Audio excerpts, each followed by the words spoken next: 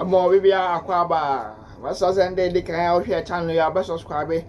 But I can watch memory so be me or man so send it be to ma. When you be a day, I share come. And I can say one drew a dear day. Ya bra me we no paka se bona ja drew a dear day. Ya bra mu. Na me am ka se boy bra me frame ohene ba kwame safo kantanka. Na o si aso ne ka se boy na me de bra mu ni. Yeah, 4 minute TV, a 4 minute TV sentinel. Obviously, on your advene catfish. Sana abroad from the catfish. Now, I also pass on ye a punching, a punching goats. I can't go from goats. And also, so 4 minutes me a yama. Pass on ye double duck. And I buana, now bro for the a crowdino, a taki, crow. And if you're for him, sentinel, look no feather. The hands over call a 4 minute TV. Oko on ma, our YouTube, oko on ma. Now subscribe and watch any videos in the videos in the Biabon say. Oh, no, come on, find number no idea, no friend. No. Then I tell you, you to the ne, and you are to the ne. Now, also when you have no idea, you know what tell you be. The legality of secretly filming somebody. Entrapment. Well, they've not looked really at the issue of entrapment. What they've said is yes, the secret recording of someone constitutes a breach of the person's privacy. The ADB case. No. We've had the ADB case in Ghana, you know. Even the Coòrt court was of the opinion that the secret recording constituted a breach of privacy. But then they have the exceptions. You understand? When it is for the prevention of crime, for example, what is to expose wrongdoing, then they would give some exception. So it's a case by case, you know, scenario. And so it depends on what it is it depends on the case you are bringing before the court. You see, the kind of evidence you understand. But it's not a carte blanche. And I think that people keep testing, people keep, interrogating the legal basis for some of his analysis actions. But you see, when Kennedy Japan also came out with the Who Watches the Watchman's bit, there have been genuine questions about what the motivation, you understand, has been for these exposés, and whether it is all about journalism. Because we've had scenarios where people have used these video recordings, sold them. You understand? Commercialized them. People have been sponsored.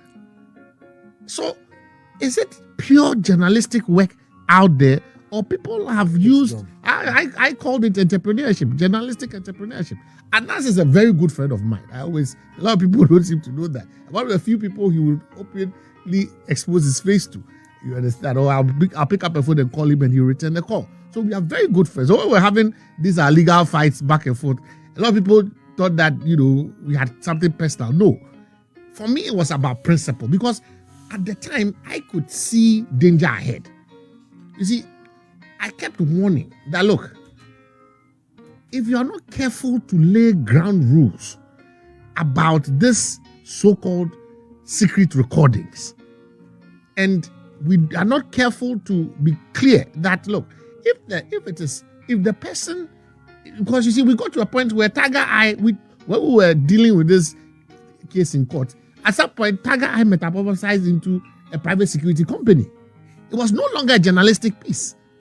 The more we kept interrogating this thing in court, we kept coming up with things that were very worrying. You see, I think a lot of people were caught in the euphoria. What's the word? Euphoria. Yes, that's the correct word. Euphoria. What's the word? Euphoria. I don't know how I'm making euphoria. It's like me and L. I insist on using that word. Arad instead of Alad. It was something new to us, especially with the judges. I think we did not handle that situation well, and we are paying the heavy price for it. Sometimes I sit back because of what the kind of expense and the way we fought that thing all the way to the ECOWAS court, and the way it had to take Kennedy Agyapong to, I think a lot of credit is not given to Kennedy Agyapong, but I say that without Kennedy Agyapong, we would have had a monster. You see, Kennedy Agyapong, what Kennedy did was to, yes, it cost Ahmed Suale's life. Nobody, and I think that exposing his face was a bit of an extreme. But he forced us to have a debate. The Who Watches the Watchman thing forced us to have a debate as to whether or not this was pure journalistic work, or because when we, the lawyers for the judges, were out there, people thought because we were lawyers for the judges and the judges had been, I kept warning that look, it is not only the judges. Tomorrow it would be somebody else. You. And so sometimes I'm very sarcastic about it, especially when it hits the political class. I am very sarcastic about it because if we had laid the ground rules back then, you see, exactly, and we say that and we gave him. What made it worse? Well, we gave him the Journalist of the Year. I sued on that issue, and I think Justice Derry deserves credit, even if we think that he was caught in a compromising position allegedly. He fought it, and I always am happy that he fought that thing, because you know what? There were some of the judges. Okay, there was one particular one, Justice Isiadu, and I keep mentioning this particular case. That the person who allegedly was the agent that took the money or the gift to him came out later on to say the judge never touched the money. He wrote a letter to the then sitting Chief Justice and said it, that the man never touched the money. I went to him, I went to a sitting room, he drove me out. The video recording never showed the man taking the money. In fact, the man got up from his sitting room and left. This was somebody who had just come back from his master's program sponsored by the state in Malta.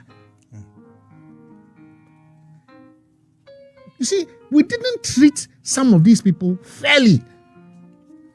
Some have died out of poverty, out of, shame. I'm not saying, look, if you have the evidence and you go through the process, you have the evidence, you take it to the appropriate authorities, it is dealt with in the appropriate manner, I have no problem. But this commercialization of the enterprise, you see, we had to sue media houses, we cited them for contempt, we did a lot of things, simply because I felt that there must be some rules and regulations guiding the use of such material. Because yes, if you have the material, I don't know, if you have the material, somebody is doing something wrong, the special prosecutor, look, it is because of those legal cases and things that has shaped the way we have. Other than that, imagine that Justice Derry, those people who have gone to court, Nyantechi Dems have not gone to court to challenge the propriety of some of the things that happened. It meant that every time Anas had these videos, he would just go out there, show them. They were sponsored. Yeah. Show them. There's gate fee, right? No, there was no gate fee, but there was sponsorship for the program. Sponsorship, okay. You understand? You go out there, you will show them, people will throng. One of them, we had to sue the Golden Tulip to stop the airing of the program over there in Kumasi. So I am happy that those legal challenges have somehow made it a more decent enterprise in a way. Now there are rules.